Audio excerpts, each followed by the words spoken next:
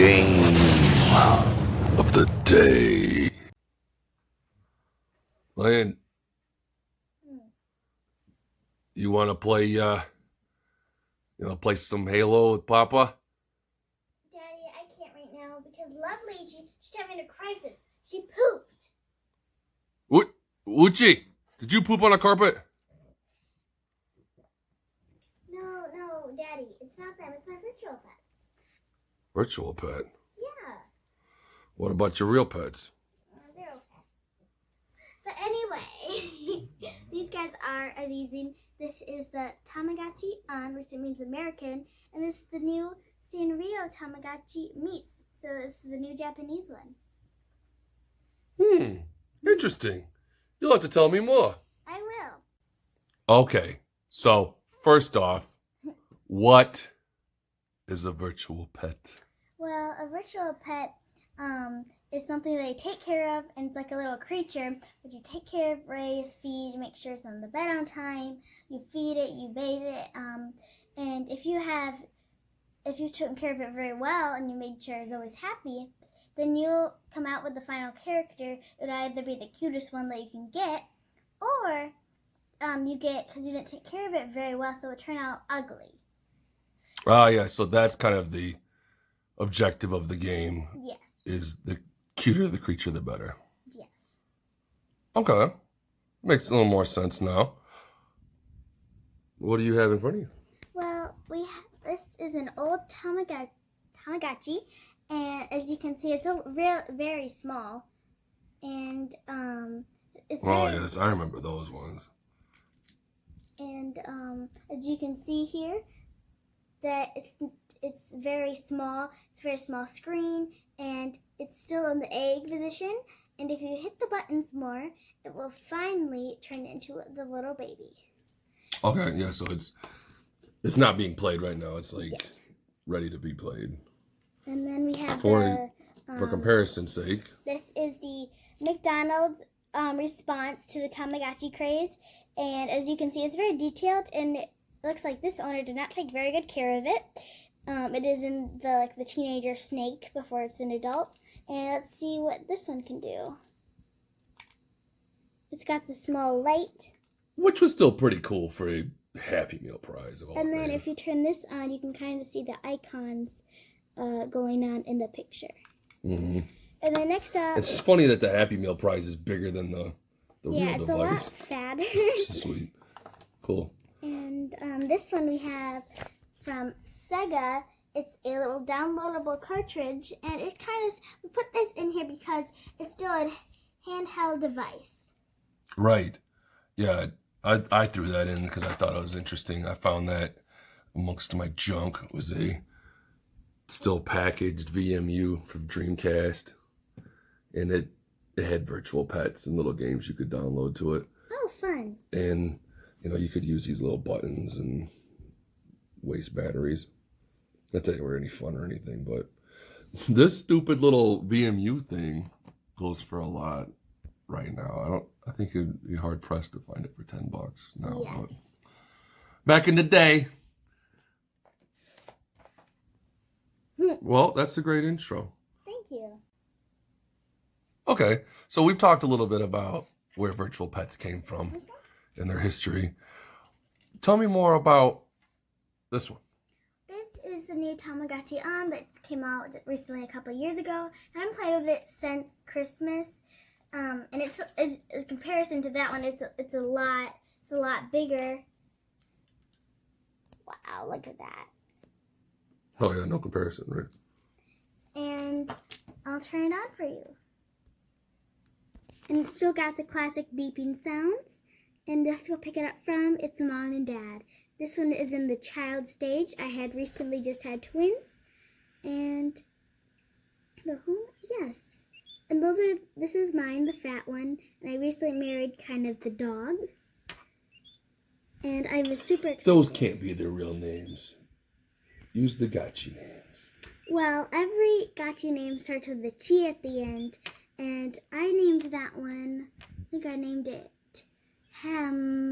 Snowballchi. Snowballchi.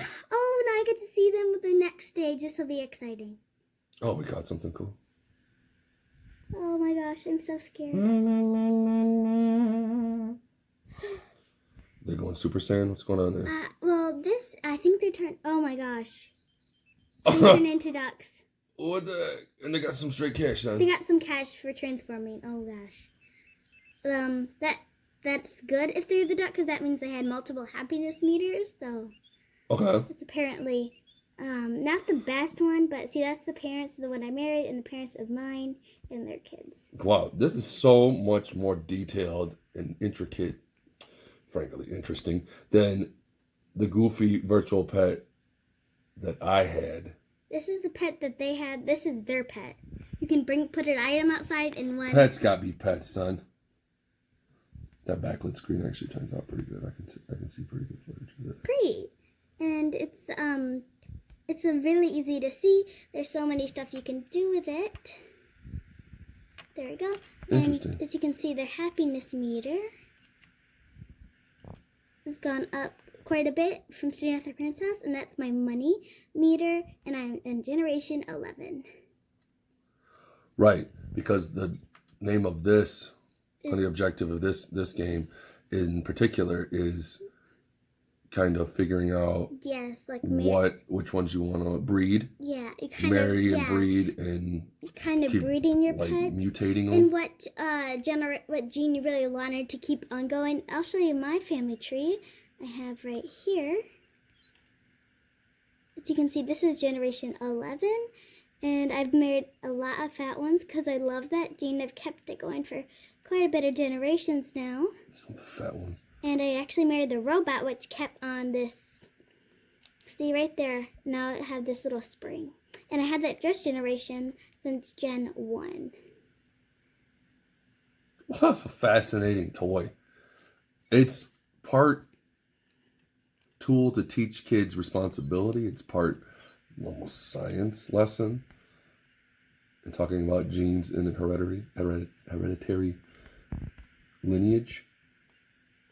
Yes. And besides that, it's got the little mini game that you use to make money in game. Yes, and this is just some of the items that you can buy with some of the extra money. I've had quite a few. I've been playing this since Christmas. I've been really fascinated. I love it. There's special places since I have the fairy version. I just find this really fun. And this is the vacuum, and then the special items like camera, the eco badge if you go out to the park in a certain time, the beauty coupon, and the heart ring for when I get married soon. And this is the map. Well, at least it's not like a doggy with heart worms. Okay, this is the one I got for my birthday. The one I just showed you was the Fairy Tamagotchi on, so the North American version. And this is where the Tamagotchis originated from Japan. And this is the real coconut one I got for my birthday. Okay. So like me to try it on? Yes, please. Okay. So right now they're at their parents' house. Aww. They have little animations throughout the day when you check on them so you can see what your Tama is doing. Oh, there's the mom. Lovelychi. Everything's in Japanese? Yes, and go home. Yes. I basically... You're learning Japanese from playing this thing? Kind of, because I kind of have to copy it off of that one to even know what it's saying, but it's pretty similar. But the game's raw. Yeah. And there's no translation. You've had to learn from the other system to know what to do with the Sanrio Hello Kitty one. Yeah. This is the pet I have, the bow, because I left out the only item that I can get from the Sanrio, which was the little crayon set. And you can also marry the pets off. Be careful. Try to keep it steady. Oops. Bounce around. It's going to be really annoying to watch. Okay. This is the profile of this one. And you know what happiness is? Yep, the happiness is this small colored bar. It can only go halfway until they're not an adult. The adult can go through the bar. Oops. And the other thing that's kind of annoying is it go to a different screen really quickly. That's the food bar, kind of those little circles. And that's the money right there. Similar, and I'm in generation 2 because this one's just been hard to marry. pistol on my lap on the way to the money. And I find it kind of aggravating to get money on this one because it's harder for these games. Bath. Get in there. Oh. Bubble burf. Gucci. So playing the American one, playing the Japanese one since your birthday. Do they both have pros and cons? Yes, I love the Japanese one. It's got so many Easter eggs and stuff in it. They've got these Gudetamas. They've got all these Sanrio characters. I love seeing all they have really cool animations for if you unlock a place. Mm-hmm. So they've got the Star Twins place. I'd like to show you that. Now, is the one easier? As far as... This one's a little easier because the places are easier to unlock. You just have to go outside and press B or wear an item outside. The only one I'm missing is Toyland, which you get the drum accessory, and you... See, there she is. She's going to space. She's going to the Star Twins. And then she'll go and play with them. And here, oops, I forgot to bring an item. Well, she'll be able to talk to him now. I want to play with you. I want to yak to you. It's fascinating. I wonder what I would have done with cool, futuristic toys like this when it's just an everyday occurrence for you. You kids don't even know what you got. Or maybe you do.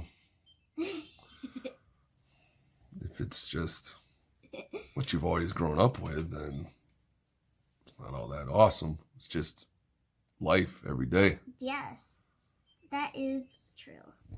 Well, thank you for showing us your pets. I was very excited too. Anything else of interest to describe about them before we get into the accessory?